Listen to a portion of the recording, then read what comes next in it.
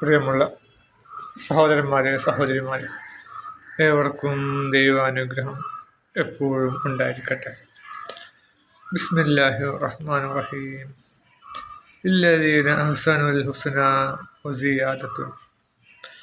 സുകൃതം ചെയ്തവർക്ക് ഏറ്റവും ഉത്തമമായ പ്രതിഫലവും കൂടുതൽ നേട്ടവുമുണ്ട്. ഇരുളോ അപമാനമോ അവരുടെ മുഖത്തെ തീണ്ടുകയില്ല. അവരാകുന്നു സ്വർഗാവകാശികൾ, അവരതിൽ നിത്യവാസികളായിരിക്കും. അപ്പോൾ സൽക്കർമ്മങ്ങൾ ചെയ്തവർക്ക് ഏറ്റവും ഉത്തമമായ പ്രതിഫലവും നേട്ടവും ഉണ്ട്. ഇരുളോ അപമാനമോ അവരുടെ മുഖത്ത് തീണ്ടുകയില്ല.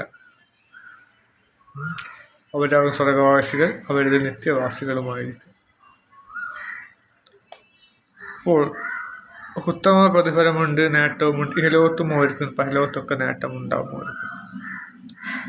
പിന്നെ ഇവിടെ വളരെ ശ്രദ്ധിക്കേണ്ട കാര്യം, ഇരുള അപമാനമോ അവരുടെ മുഖത്തെ തീണ്ടുകയില്ല.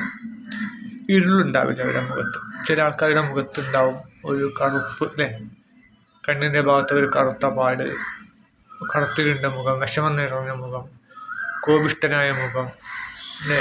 ചില ആൾക്കാർ മുഖത്തേക്ക് നോക്കുമ്പോൾ തന്നെ ഒന്നും ചോദിക്കാൻ തോന്നില്ല.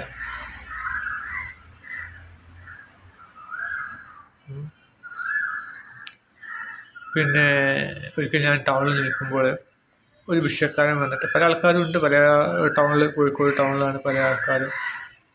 അവരോടൊന്നും പണം ചോദിക്കാതെ എന്നോട് ചായ പൈസ ഉണ്ടോ ചോദിച്ചു. ഞാൻ എൻ്റെ കയ്യിൽ 5 രൂപ വണ്ടിനകത്ത് കൊടുക്കുകയും ചെയ്തു. അപ്പം ചിലപ്പോൾ അവരുടെ മുഖത്തൊക്കെ പിന്നെ ദുഷ്ടഭാവം കിട്ടില്ല എന്ന് തോന്നിയിട്ടുണ്ടാവും. എന്നോട് ചോദിച്ച് തോന്നും. അപ്പോൾ അടുത്ത് കാസിം ഉസ്താദും അദ്ദേഹത്തിൻ്റെ പ്രഭാഷണത്തിൽ പറഞ്ഞു, കുറേ ആൾക്കൂട്ടത്തിൽ വെച്ച് ഒരാൾ നമ്മോട് ഒരു ചായ പൈസ 5 രൂപ ചോദിച്ചു കഴിഞ്ഞാൽ അത് നമ്മൾ അഭിമാനിക്കുകയാണ് വേണ്ടത്. കാരണം ആ മറ്റുള്ളവരൊന്നും പിശുക്കന്മാരാണ്, പണം തരില്ല, ദുഷ്ടന്മാരാണ്, അവരെല്ലാം കൂട്ടത്തിൽ താങ്കളാണ് നല്ലത് എന്നുള്ള ധ്വനിയാണ് അവിടെ കാണുന്നത്. അപ്പോൾ അത് നമ്മൾ സന്തോഷിക്കുകയാണ് വേണ്ടത്. അപ്പോൾ പറഞ്ഞു വരുന്നത്, ചില ആൾക്കാരുടെ മുഖത്ത് തന്നെ തെളിച്ചമുണ്ടാവും. മുഖത്ത് നോക്കുന്നത് ഈമാൻ വർദ്ധിക്കും. ചില ആൾക്കാരുടെ മുഖത്തേക്ക് നോക്കുമ്പോൾ ഈമാൻ വർദ്ധിക്കും. ഈമാൻ വർദ്ധിക്കും. നമുക്കും ദൈവവിശ്വാസികളായി മാറണം എന്ന് തോന്നും ചില ആൾക്കാരുടെ മുഖത്തേക്ക് നോക്കുമ്പോൾ. അല്ലെങ്കിൽ അവരുടെ മുഖത്തേക്ക് പോസിറ്റീവ് എനർജി വരും. അല്ലാതെ നമ്മൾ ദേഷ്യം പിടിച്ചൊക്കെ നിൽക്കുമ്പോൾ, അല്ലെങ്കിൽ ഒരാൾ കോപിഷ്ഠനായി ഒരു തിന്മ, ഒരു ഓഫീസിലോ മറ്റു തൊഴിലിടത്തിലോ തിന്മ കണ്ട് ആ തൊഴിലാളി തൊഴിലാളി ചീത്ത പറയണമെന്ന് വിചാരിച്ച് ഈ മുതലാളി തൊഴിലാളിനെ മറ്റൊരു തൊഴിലാളി കാട്ടിക്കൊടുക്കുന്നത് അവനാണെന്ന് വന്നിട്ട് കാണിക്കുകയും അങ്ങനെ മുതലാളിയുള്ള സ്ട്രെയിന് മുഴുവൻ എടുത്ത് അവനെ ചീത്ത പറയാൻ തുടങ്ങുമ്പോഴേക്കാണ് അവൻ്റെ മുഖം കാണുന്നത്. മുഖം കാണുമ്പോഴേക്കും ആ ദേഷ്യമെല്ലാം ചോർന്നു പോവുകയും ചെയ്ത് നമ്മൾ കാണാറുണ്ട്. ചില ആൾക്കാരുടെ മുഖത്തുള്ള ഇതാണ്, അതവിടെ ഈമാൻ്റെ ഒരു പവറാണ്. കാരണം ദൈവത്തിലേക്ക് സൽക്കർമ്മങ്ങൾ ചെയ്ത് ദൈവത്തിലേക്ക് അടുക്കുമ്പോൾ ദൈവത്തിൽ നിന്നുള്ള ആ ശക്തി അവരുടെ മുഖത്തേക്കും സ്ഥിരകളിലേക്ക് പ്രവഹിക്കും. ദൈവത്തിൽ നിന്നുള്ള അമൃത് അല്ലെങ്കിൽ വെളിച്ചം ഒക്കെ അവരിലേക്ക് പ്രവഹിക്കും, മുഖത്തേക്ക് ഇത് കാണിക്കും. ഹൃദയത്തിൻ്റെ, അല്ലേ, മുഖം മനസ്സിൻ്റെ കണ്ണാടിയാണല്ലോ. അപ്പം മനസ്സ് നന്നാവുമ്പോൾ മുഖത്തേക്ക് അത് പ്രതിഫലിക്കും. ഒരു വൈദ്യുതിയിൽ നിന്ന് ഒരു ഉറവിടത്തിൽ വൈദ്യുതി, ഇപ്പം ബാറ്ററിയിൽ നിന്ന് നമ്മൾ ഒരു കമ്പി എടുത്തിട്ട് ഒരു ബൾബിലേക്ക് കൊടുത്തു. ആ ബൾബ് പോലെ തുരുമ്പ് പിടിച്ച ഒരു ഇരുമ്പ് കമ്പിയാണെന്ന് കൂട്ടുക, 12 വാട്ടിൻ്റെ ബൾബാണെന്ന് കൂട്ടുക. ഒരു തുരുമ്പ് പിടിച്ച ഇരുമ്പ് കമ്പി വഴിയാണ് കൊടുത്തതെങ്കിൽ, വളരെ കട്ടി കൂടിയ വളരെ പഴക്കം ചെന്നൊരു കമ്പിയാണെങ്കിലോ ആ 12 വാട്ടിൻ്റെ ബൾബ് ഒരു 3 വാട്ട് കിട്ടിയ വെളിച്ചം കാണിക്കുകയുള്ളത്. പ്രകാശമൊന്നും ഉണ്ടായില്ല. പിന്നെ അതൊരു അലൂമിനിയം കമ്പി ആകുമ്പോഴോ ഒന്നും കൂടി 5 വാട്ടിൻ്റെ വെളിച്ചം കാണിക്കുകയുള്ളൂ. ചെമ്പ് കമ്പി ആകുമ്പോഴോ അതൊരു 7 വാട്ടിൻ്റെ ഇത് കാണിക്കും. സ്വർണത്തിൻ്റെ കമ്പിയാണെങ്കിലും അത് പരിപൂർണമായും 12 വാട്ട് കാണിക്കണം. സ്വർണ്ണമാണ് ഏറ്റവും കൂടുതൽ ചാലക ശക്തി. അപ്പം അതുപോലെ തന്നെ നമ്മൾ അള്ളാഹുവിലേക്ക് അടുക്കുന്നതനുസരിച്ച് അള്ളാഹുവിൻ്റെ സ്വഭാവ ഗുണങ്ങളൊക്കെ നമ്മിലേക്ക് പ്രവഹിക്കും. പ്രവാചകന് അങ്ങനെയാണല്ലോ എഴുതല്ലോ, ഭയങ്കര അല്ല. ഖുർആനിലും അള്ളാഹുവിനെ പറ്റി പറയുന്നുണ്ടല്ലോ, അള്ളാഹു ദയാപരനാണ് കരുണാവാഴ്തിയുമല്ലേ. ബിസ്മില്ലാഹിർ റഹ്മാനിർ റഹീമിൽ 2 തവണ കാരുണ്യത്തെ പറ്റി പറയുന്നുണ്ട്. കാരുണ്യം എന്താണ്? റഹ്മ് അല്ലേ. മാതാവിൻ്റെ ഗർഭപാത്രം പോലെ കാരുണ്യം ആണല്ലേ. അത്രക്കും ഒരു കാരുണ്യമാണ് ഗർഭപാത്രം. കാരണം കുഞ്ഞിന് വേണ്ട എല്ലാ സൗകര്യങ്ങളും ആ മാതാവ് നൽകുക, ഗർഭപാത്രം നൽകുകയാണ്. എല്ലാ പോഷകങ്ങളും സൗജന്യമായിട്ട്, അതും മാതാവിൻ്റെ ശരീരത്തിൽ നിന്നുള്ള പോഷകങ്ങളൊക്കെ നൽകി വളർത്തിക്കൊണ്ടുവരുന്നത്. എന്നിട്ടോ ആ കുഞ്ഞ് വളർന്ന് വലുതായി ആ കുഞ്ഞിനെ യഥാവിധി പുറത്തേക്ക് തള്ളുകയാണ്. ആ കുഞ്ഞിന് 3 ഇരുട്ടുകൾ നൽകുന്നുണ്ട് ആ ഗർഭപാത്രം. കാരണം വെളിച്ചം തട്ടിക്കഴിഞ്ഞാൽ കുട്ടിക്ക് ഹാനികരമാണ്, കുട്ടിയെ കണ്ണിനൊക്കെ ഹാനികരമാണൊക്കെ.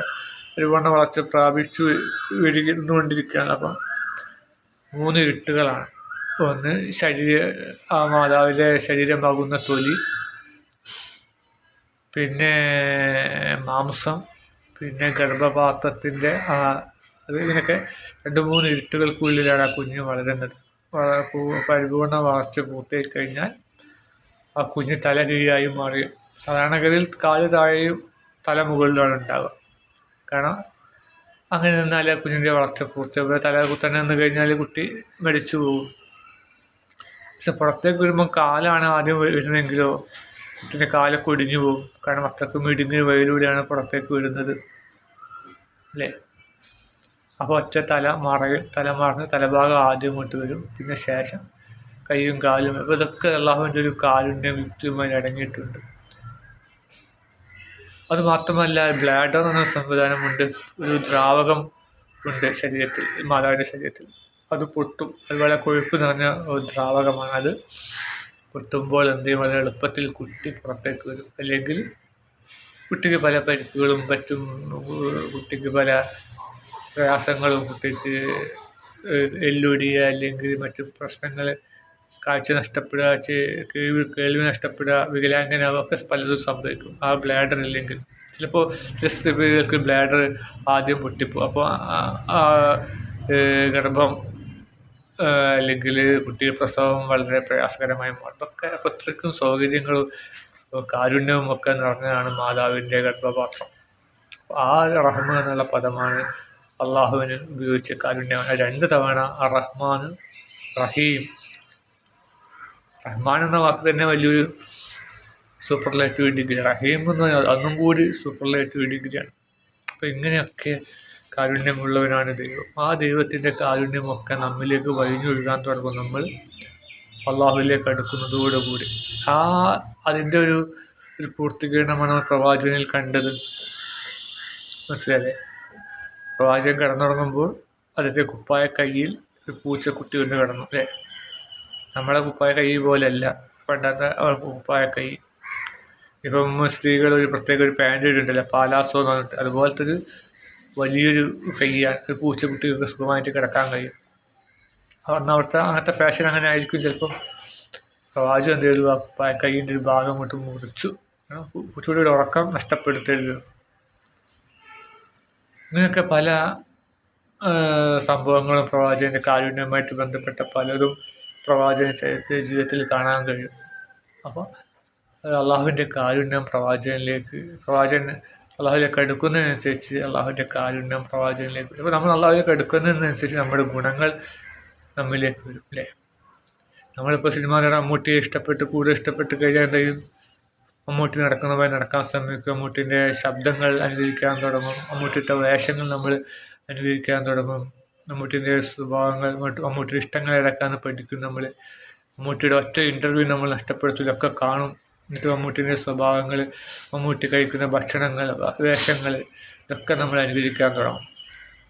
അപ്പോൾ അതുപോലെ തന്നെ നമ്മൾ അള്ളാഹുവിലേക്ക് അടുക്കുന്നതനുസരിച്ച് അള്ളാഹുവിൻ്റെ ഗുണങ്ങൾ നമ്മിലേക്ക് വരും. അള്ളാഹുവിനെ പറ്റി പറയുന്ന ഒരു ഗ്രന്ഥമാണ് ഖുർആൻ. ആ ഖുർആൻ നമ്മളെപ്പോഴും വായിച്ചു കൊണ്ടിരിക്കും. അതുവഴി അള്ളാഹുവിനെ മനസ്സിലാക്കും. അങ്ങനെ അള്ളാഹുവിൻ്റെ ഗുണങ്ങൾ നമ്മിലേക്ക് വന്നുകൊണ്ടിരിക്കും. അപ്പോൾ അതിൻ്റെ അടിസ്ഥാനത്തിലാണ് നമുക്കിവിടെ വരുന്നത്. അവരുടെ മുഖത്ത് ഇരുള്ള അഭിമാനം അവരുടെ മുഖത്ത് എത്തിയിട്ടുണ്ട്. അപ്പോൾ അവരുടെ മുഖത്ത് നല്ല വെളിച്ചമുണ്ടാവും. ശരി, കറുത്തവരായാലും മുഖത്തൊരു തെളിച്ചം. ഇപ്പോൾ നമ്മുടെ പള്ളിയിൽ ഇപ്പോൾ ഒരു വ്യക്തി ഹിന്ദിക്കാരൻ വരും. ഇന്ത്യക്കാരും അദ്ദേഹത്തിൻ്റെ മകനും അദ്ദേഹത്തിൻ്റെ കുടുംബത്തിനും അള്ളാഹു അനുഗ്രഹം ചൊരിയുമാറാകട്ടെ. അവർ സുബൈക്കൊക്കെ ആ പിതാവും മകനും വരും. എന്നിട്ട് ബാങ്ക് കൊടുക്കുന്ന സമയത്ത് വരും. നമ്മളൊക്കെ ചിലപ്പോൾ ബാങ്ക് കൊടുത്ത് നിസ്കരിക്കാൻ സമയത്ത് പാഞ്ഞ് എത്തുള്ളൂ. അദ്ദേഹം ബാങ്ക് കൊടുക്കുന്ന സമയത്ത് വന്ന് ബാങ്ക് കൊടുക്കും, ഒക്കെ ചെയ്യും. ഇക്കാമത്തിന് ചിലപ്പോൾ ഇമാമും ഒക്കെ നിൽക്കും. അതിന് ഇക്കാമത്ത് കൊടുക്കുമ്പോൾ ബാങ്ക് കൊടുക്കുന്ന മാതിരി തന്നെയാണ് ഇക്കാമത്തും കൊടുക്കുക. ഒരു ഉത്തരേന്ത്യയിലൊക്കെ അങ്ങനെയാണല്ലോ, ബാംഗ്ലൂരാണല്ലോ. അപ്പോൾ നമ്മൾ പറഞ്ഞു കൊടുത്ത് അങ്ങനെ വേണ്ടതാണ്. ഇപ്പോൾ നമ്മൾ കൊടുക്കുന്ന മാതിരി തന്നെയാണ് ഇക്കാമത്ത് കൊടുക്കുന്നത്. എന്തായാലും അവിടെ അദ്ദേഹം കറുത്തിട്ടാണ്, പക്ഷെ എന്നാലും മുഖത്തേക്ക് നോക്കൊരു തെളിച്ചമുണ്ട്. എപ്പോഴും മുഞ്ചി പൊഴിക്കുന്നൊരു മുഖം ഒക്കെ ഉണ്ട്. അപ്പോൾ പറഞ്ഞു വരുന്ന ഈ മുഖത്ത് തെളിച്ചം എന്ന് പറഞ്ഞാൽ കറുപ്പും വെളുപ്പുമായിട്ടെല്ലാം മറിച്ച് തെളിച്ചമുണ്ടാവും. കറുത്തവരാവട്ടെ അള്ളാഹുമായിട്ട് അടുത്തവർക്ക് അവരുടെ മുഖത്ത് തെളിച്ചമുണ്ടോ. അവിടെ മരിച്ചു കിടക്കുകയാണെങ്കിലും അള്ളാഹു നമുക്കെല്ലാവർക്കും ദീർഘായുസ്സ് നൽകുമാറാകട്ടെ. മുഖത്തൊരു പുഞ്ചിരി ഉണ്ടാവും. ചില ആൾക്കാർ മരിക്കുമ്പോൾ പുഞ്ചിരിക്കുന്ന കാണാം. നമ്മളിവിടെ ഗാസയിലൊക്കെ കുഞ്ഞുങ്ങളും വലിയവരൊക്കെ മരിച്ചു കിടക്കുന്ന നമ്മൾ ഫോട്ടോ നമ്മൾ കണ്ടാണ്. എല്ലാവരും പുഞ്ചിരിക്കുന്ന ചിത്രം. ഇത് കണ്ടിട്ട് ശപിക്കപ്പെട്ട നിരീശ്വരവാദികൾ പറഞ്ഞ AI ചിത്രമാണ്, അവർ മരിച്ചിട്ടില്ല, അഭിനയിക്കുക എന്നൊക്കെയാണ് ശപിക്കപ്പെട്ട നിരീശ്വരവാദികൾ പറഞ്ഞത്. ഒരിക്കലുമല്ല. അത് ജീവിതത്തിൽ എല്ലായ്പ്പോഴും പുഞ്ചിരിച്ചു കൊണ്ടിരിക്കുന്ന വ്യക്തികൾ മരിക്കുമ്പോഴും പുഞ്ചിരിച്ചു കൊണ്ടായിരിക്കും. അപ്പോൾ മനസ്സിലെപ്പോഴും സന്തോഷമുള്ളവരുടെ മുഖത്ത് പുഞ്ചിരി ഉണ്ടാവും. അത് പിന്നെ എന്താവും, ഒരു ശീലമായിട്ട് മാറും. അത് അങ്ങനെ തന്നെ ആവും. എപ്പോഴും മുഖപ്പോഴും അങ്ങനെ തന്നെ ആയിരിക്കും അവർക്ക്. ഇപ്പം അവരുടെ മുഖത്ത് നോക്കിയാൽ ഒരു പുഞ്ചിരി ആയിരിക്കും. ചില ആൾക്കാരുടെ മുഖത്ത് എപ്പോഴും ഒരു ഭയങ്കര കട്ടിപ്പ്, അല്ലേ, ഭയങ്കര കോപം. വെച്ചാൽ എപ്പോഴും പ്രശ്നങ്ങളും പ്രയാസങ്ങളും. ആ പ്രശ്നങ്ങളും പ്രയാസങ്ങളും എന്തുകൊണ്ടാണ് വരുന്നത്? ഭൗതികപ്രായമുള്ളവർക്കാണ് പ്രശ്നങ്ങളും പ്രയാസം വരിക. എല്ലാം ദൈവത്തിൽ ബലമേൽപ്പിച്ചവർക്ക് എന്ത് പ്രയാസമാണ്? അള്ളാഹു നൽകി എനിക്ക് കിട്ടുകയുള്ളൂ. ഇവിടെ എനിക്ക് ലഭിക്കുന്ന ഓരോ പ്രയാസങ്ങളും അപ്പോൾ എല്ലാവർക്കും എനിക്ക് മുതൽക്കൂട്ടാവുമെന്ന് വിശ്വസിക്കുന്നപ്പോഴും മനസ്സിൽ സന്തോഷമാണ് ഉണ്ടാവുക. അപ്പോൾ അങ്ങനെയുള്ളവരുടെ മനസ്സിൽ മുഖത്ത് സന്തോഷമായിരിക്കും. മനസ്സിൽ സന്തോഷമാകും, മുഖത്തും സന്തോഷമുണ്ടാവും, മുഖത്ത് പുഞ്ചിരി ഉണ്ടാവും. ആ പുഞ്ചിരിയുള്ള മുഖത്തെ കണ്ടെത്താൻ യാചകർക്ക് കഴിയും. യാചകരാണ്, അവർക്കും അവരുടേതായ കഴിവുകളൊക്കെ ഉണ്ടാവുമല്ലോ. കാലങ്ങളായ ജോലി ചെയ്യുന്നവർക്ക് ആരിൽ നിന്ന് പണം കിട്ടും, ആരിൽ നിന്ന് പണം കിട്ടില്ല എന്ന് അവർക്ക് അറിയാനില്ല. അപ്പോൾ അതുകൊണ്ട് അവരങ്ങനെയുള്ള ആളുകളെ തേടി വന്ന് പണം ചോദിക്കും. മറ്റുള്ളവരുടെ മുമ്പ് കൈ വീട്ടുന്നത് വെറുതെയാണ്. അന്നത്തെ ദിവസം പോയി പൈസയും കിട്ടില്ല. അന്നത്തെ ദിവസം ഒരു മടുപ്പ് വരും, മനസ്സിന് മടുപ്പ് വരും. അതുകൊണ്ട് അങ്ങനെ ചോദിക്കില്ല. ആളെ നോക്കി ചോദിക്കും. പറഞ്ഞു വരും, നമ്മൾ നല്ല മനസ്സിനുടമയാവുക. നല്ല മനസ്സിനുടമയാകുമ്പോൾ നമ്മുടെ മുഖത്തും അതിൻ്റെ തെളിച്ചം കാണിക്കും. അതിൻ്റെ മുഖത്ത് തെളിച്ചം ഉണ്ടാവുകയും പരലോകത്തെ തെളിച്ചത്തോടു കൂടി അള്ളാഹുവിനെ കണ്ടുമുട്ടുന്ന ഭാഗ്യന്മാരെ കൂട്ടത്തിൽ അള്ളാഹു നമ്മൾ ഉൾപ്പെടുത്തുമാറാകട്ടെ. ആമീൻ.